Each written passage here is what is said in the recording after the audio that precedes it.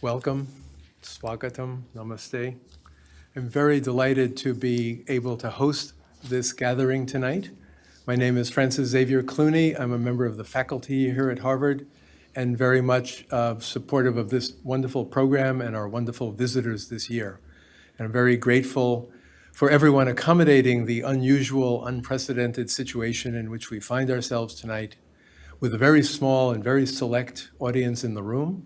Very grateful to those who are able to be here in the room, and for our much larger audience watching live online. In some ways, it's perhaps symptomatic of the very challenge of our topic tonight, that we talk about Vedanta in the 21st century, not Vedanta in the 1st century, the 10th century, the 19th century, but the 21st century not as we wish it would be, but as it is. A world in which there are many dangers, many confusions, people moving around, violence, ecological degradation, all kinds of problems around us. And this coronavirus perhaps is a symptom, a symbol for us of how frail and fragile our life is. And I think to be able to say, given the problems of our generation and the world in which we live, how important it is to be able to go back and to learn from the great traditions to which we belong.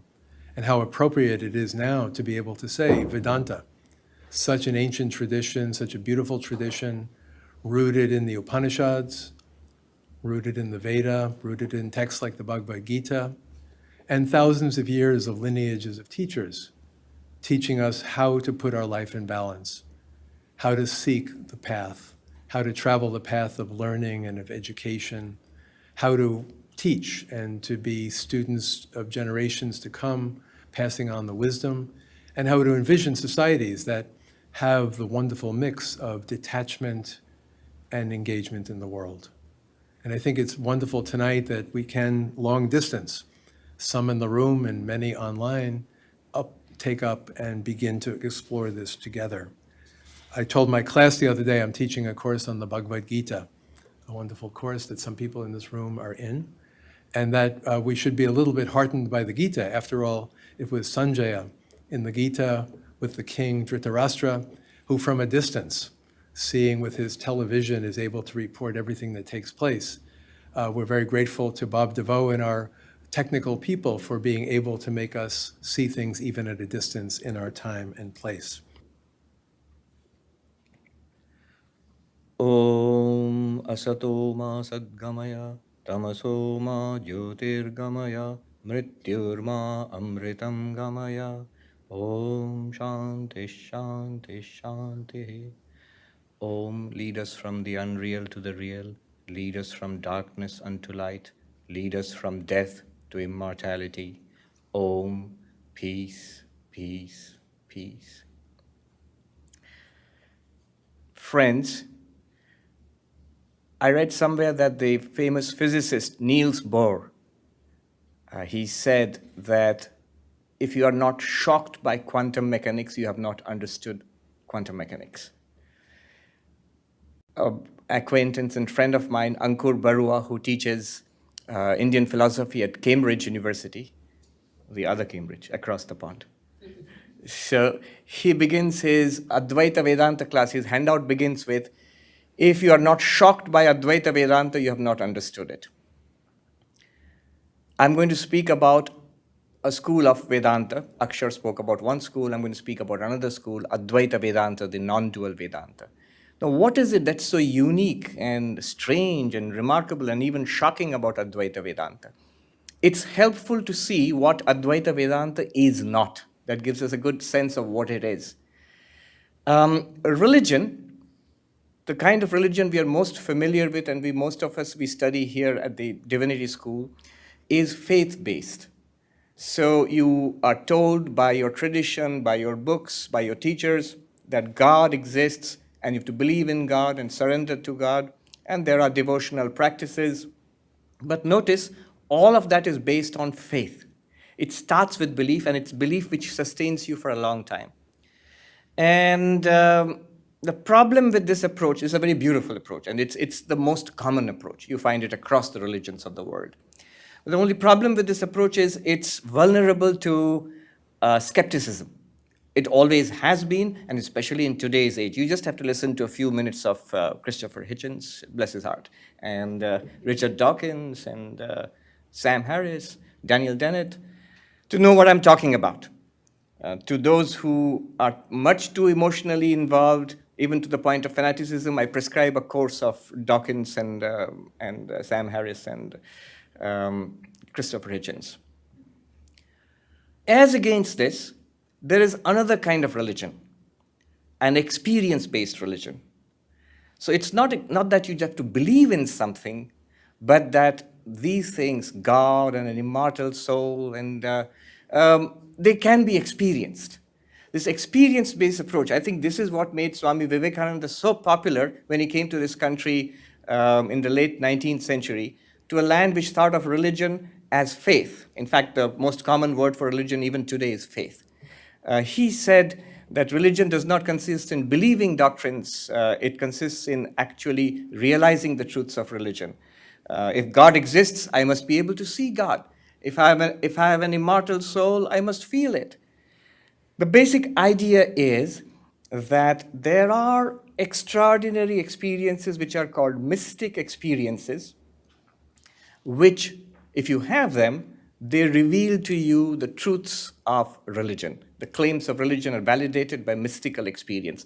A classic text in the Indian tradition of this type would be the Patanjali Yoga Sutra. It was no accident that Swami Vivekananda chose that as the first book to translate and publish from the Vedanta Society of New York, his famous Raja Yoga. It's based on the Yoga Sutras. But even here, that's not Vedanta either. That's not Advaita either, the path of mystical experience. Even the path of mystical experience, it can be critiqued. Suppose you have wonderful experiences, very spiritual experiences. A neuroscientist and a doctor can come and tell you that there's no doubt that you felt these things. We are not denying that. But it's just this little problem. You have a little tumor in your brain which is pressing against such and such nerve, and that's what's giving you these experiences. It does not really tell you that there is a God or an immortal soul or that we are all one. In fact, recently there was a very popular YouTube video about a neuroscientist. She got a stroke. And for some time, because of that hemorrhage in her brain, the experience was of a feeling of oneness, universal oneness. And she talks about it, and that talk became very popular. Many people have seen it. So that could be a critique, that no, mystical experience, we are not denying that you experience these things, but we can say that they don't really prove anything special to you. It just could be something neurological. So that's the way of mystical experience. Advaita Vedanta often is confused with this, but it is not a path of mystical experience. Now, let me be clear. I'm being too strict here. There is the room for faith in Advaita Vedanta. There is a room for mystical experience in Advaita Vedanta. But I want to get to the heart of Advaita Vedanta. And I think such exercises in drilling down are helpful to get at the core concept, after which you can build up again. So, no, Advaita Vedanta, classical Advaita Vedanta, is not a path of mystic experience either. What is it a path of? It's a path of knowledge. What do I mean by that? You see, mystic experiences, the problem with that is most of us don't have it.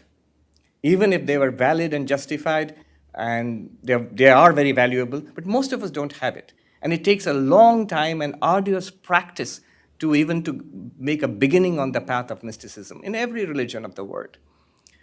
What Advaita Vedanta says, not mystical experience, not faith, but take up experiences which are common to all of us. We all have these experiences. What experiences? Waking, dreaming, deep sleep. I mean, I hope you're all in the waking state right now, because Advaita Vedanta has a tendency of putting people to sleep. But these are experiences we all have every day. And that's all that is needed for Advaita Vedanta. Then you go to these texts, and they will guide you through a process of reasoning based upon experiences which we all have: waking, dreaming, deep sleep, the seer and the seen, the different layers of the human personality. We are all aware of our bodies, our breath, our mind, our intellect. We are all aware of it. That's all you need on this path. And the promise is, the claim is, on the basis of these common experiences of humanity, we will start a process of inquiry which will lead you to the core of Advaita Vedanta, the knowledge which Advaita Vedanta embodies, that we are one with the Absolute, that our reality is, and that we are one with God, to put it in a very broad sense, Aham Brahmasmi, I am the Absolute, and that can actually be experienced, or more clearly, it can be realized. It's an existing reality, not accomplished. They say praptasya prapti, that which you already have attained, you attain it again. So this is Advaita Vedanta. At its heart, not a path of believing something, not a path of seeking extraordinary mystical experiences, but a path of a spiritual philosophical inquiry. And very quickly, I'm not saying Advaita says you can argue your way to God, not that kind, but reason is it takes you to the very verge after which there is an intuitive jump that has to occur. The journey in Advaita Vedanta is not a journey in space. You're not going from here to there. Sometimes I see when you're driving around the United States, you find these huge posters. Heaven is a place. Call 1-800, something like that, So now what does that mean? It's very interesting. It's a place. That means it's not this place, it's that place, and you have to go there. Advaita Vedanta is not a journey in place. The Brahman, which we are speaking about, the absolute reality, it's there everywhere, it's there here and there too. It's not a journey in time. Again, some of the billboards will say, after death, very ominous, big letters, after death, you will see God. Call 1-800, something, it will be written there. Now, but what's interesting is after. After is a time word. Not now, then. So you have to wait through time. It's a journey through time. Advaita Vedanta is not a journey through time. It's not about something that's going to happen later. That reality which we are, which Advaita Vedanta is trying to point out about ourselves, is a reality now and then and every when, all the time. It's not a journey from us to something else. The reality which Advaita Vedanta speaks about is not an other, not something different from you. It's our own reality, not as we know ourselves, because Advaita Vedanta claims that we are terribly, terribly mistaken about ourselves. Swami Vivekananda would often say, if only you knew yourselves as you really are. So that's what Advaita Vedanta wants to say. It's not a journey from us to something else, a journey from one object to another object, or subject to some other object. Rather, it's a realization of the reality about ourselves. Not a journey in space, not a journey in time, not a journey from one object to the other. I'm sort of translating Hindi pravachans, the talks given by the acharyas of Vedanta in Hindi, Desha, Kal, Vastu. I'm translating that into English. So what is it a journey? What kind of spiritual journey does Advaita speak about? It's a journey from ignorance to knowledge. What kind of ignorance? Ignorance about our real nature. We do not know what we really are. To a knowledge of our real nature.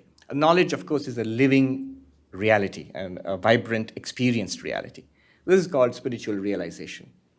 So this is the uniqueness of Advaita Vedanta. It's a delicate point to make, but if you think about it, you begin to see there's something really remarkable about what Advaita is trying to tell us. Vedanta for the 21st century. I'm careful about the time. I haven't started yet. That's why I was looking at the clock. Let me make a beginning. What can we say, what can Advaita give us in the 21st century? I'm going to share with you 3 big ideas, none of which are mine. I'm just sharing them with you. 3 big ideas for the 21st century from Advaita Vedanta. First, Advaita Vedanta and the hard problem of consciousness. Right now, in the last 20 years or so, and right now we are in the midst of a boom in consciousness studies, in research into consciousness, maybe prompted by the recent developments in technology and neuroscience. And it's a multidisciplinary subject. There are computer scientists who are interested in it, linguists and philosophers and psychologists and doctors and neuroscientists and brain scientists. So many people are interested in consciousness studies. The question is, what is consciousness? And it's a mystery. There, almost every other day, you find new articles coming up. There either be the mystery of consciousness, one kind of article, or the other kind of article would be consciousness explained, breaking news. I always call those articles consciousness explained away. What is consciousness? Why should it be a mystery? It's put very well by David Chalmers, who is the head of the Mind-Brain Consciousness Unit at NYU. He coined the term the hard problem of consciousness. Why is it so difficult? There are these easy problems, easy within quotes. They're not easy, but comparatively.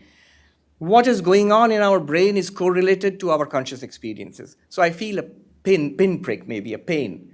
And the brain scientist looks at what neurons are firing in my brain and correlates. Oh, those firing of those neurons is causing this pain. So it's a science of correlations. This kind of neuronal activity is related to this conscious event. That's one kind of consciousness studies. There is another kind. The hard problem of consciousness. How is it that we, all of us, sentient beings, have this inner movie playing within our heads all the time? Sights and sounds and smells and touch and thought.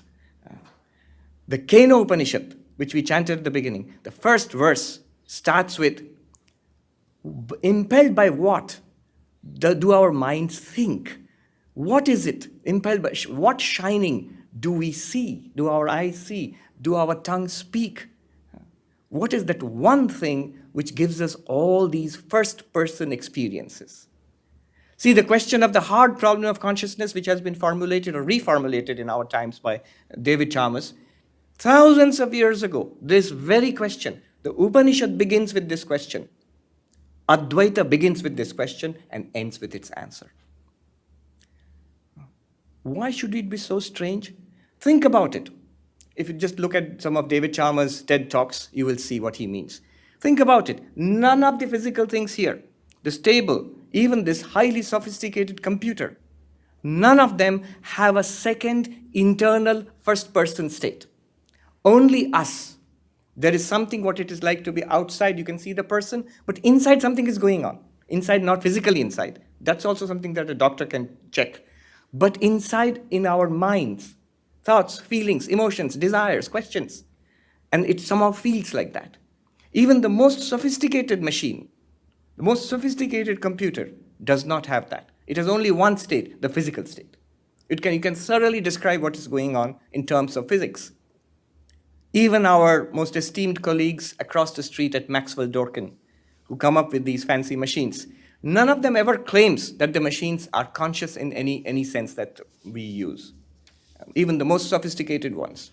Imagine a Google self-driving car and you are driving your car. And you turn the car at this corner and the Google car also turns along with you. Doing exactly what you are doing. But there's something going on in your car which is not going on there. You, the feeling of driving and sound and decision-making, the tension in your body, the feel of it which you have, there is nothing corresponding to that in that Google car. How is it that we are conscious? There doesn't seem to be any space for that in a deterministic universe. So we are studying this. I'm taking this course on philosophy of mind at Emerson, and I'll let you into a secret. Those folks over there, very smart folks, they think most of us are zombies. In the sense, they really do. After Descartes, who posited that there are two kinds of things, the mental and the physical. You know the famous cogito ergo sum, I think, therefore I exist. I'm a thinking being. And I'm related somehow to a material universe through a material body. The entire history of the philosophy of mind, which we are studying, Gilbert Ryle or Smart or Carnap, is a pushback against the possibility of mind, against the possibility of consciousness. Oh, there's no such thing as consciousness. What do you mean? When you're pricked with a pin and you shout, ouch, and you say, I'm feeling pain, that making a face and shouting, ouch, that's pain. I say, no, that's just the behavior. Inside I'm feeling something. Oh, there's nothing like that. It's just that behavior. You might think they're crazy or something, or are they zombies? But that they mean it seriously. There's a whole school which seeks to explain away consciousness as behavior. Yeah. Logical behaviorism, Gilbert Ryle, very smart people. I asked David Chalmers once, these very smart people who deny consciousness, Don't they get it? Don't they get the question? So he was nice. He said that, Swami, they get the question, but they are reframing it in some other way. That's not the word he used, but they understand it in a different way. Galen Strawson, who is a brilliant philosopher, I hope to meet him someday, is at the University of Texas in Austin. He has written some very caustic articles about this. One is the Silliest Hypothesis. What is the Silliest Hypothesis? He says this the turn in philosophy of mind, trying to deny the existence of consciousness. That is the Silliest Hypothesis. So it's much more logical to think of ourselves as conscious beings having the experience of a material universe, and then you relate it. And David Chalmers, in fact, has come up with this idea of panpsychism, that consciousness is an all-pervasive, ubiquitous reality. Advaita Vedanta can contribute something there. I mean, almost all the time in the philosophy of mind class, I have this temptation of saying, no, I can solve this problem, but I restrain myself. But there are so many insights, not just in Advaita Vedanta, in Sankhya, Yoga, many schools of Buddhism, which can actually contribute. We can discuss some of them in the Q&A session. There was a conference, and people are beginning to recognize this. There was a conference in NYU. David Chalmers himself organized it. Advaita Vedanta and the Hard Problem of Consciousness. And there were 3 or 4 of the top people in the philosophy of mind whose articles we are reading now. They're present in the room. What happened later on, you can ask me, I'll tell you. Not much happened. So that's one thing. Advaita Vedanta and the hard problem of consciousness, there's something to be done there. Okay, 2 minutes for two more big ideas. The second big idea I want to share is Advaita Vedanta and I'll call it the grand unified theory of religion. Just the outlines of it. The essence of Advaita Vedanta is Tat Tvamasi, that thou art. Now think about it. Religions of the world can be cleanly divided into these 2 categories. There are the that-centered religions. That-centered means God-centered religions. And Christianity, Islam, Judaism, Vaishnavism, Shaktaism, Shaivism, these are basically God-centered religions. That there is a God. There is the self-oriented or self-inquiry-based religions. Buddhism comes to mind. Yoga comes to mind. Sankhya comes to mind. Jainism comes to mind. So there are these 2 different kinds of religions and these 2 different approaches to spiritual life. In this room itself, if you ask, why am I interested in religion, those who are spiritual seekers, you'll get 2 kinds of answers. One is, I'm looking for God, I believe in God, I love God, I'm searching for God. That's centered. The other one is, well, God is fine, but I'm more interested in who am I? An inquiry into myself. A self-inquiry-based approach. Tat and Tvam, that and thou. Very quickly, that-centered religions have the deep problem with that is that's based entirely on belief. God is fine, but the question is, does God exist? That's the whole question. That's the whole problem with the that-centered approach. That's why you will find in those religions enormous efforts to prove the existence of God. That problem is not there with the self-inquiry-based religions. Nobody doubts, including Descartes, that whether I exist or not. There's a certainty about that. But the problem with the self-inquiry-based approach is our existence is certain. But that's the problem. Our existence, certain existence, is surrounded by suffering and sorrow. What Advaita Vedanta does is it relates the 2. Our certain existence is shown to be infinite by the process of Advaita inquiry. The third point, I will not make it because there are 2 speakers who are going to actually speak about it. Shweta Chaitanya ji will speak about that point, ethics and Advaita Vedanta, and I highly recommend Professor Rambachan's book, Hindu Theology of Liberation, which is about how Advaita Vedanta can be applied to today's problems. Thank you. Thank you very much.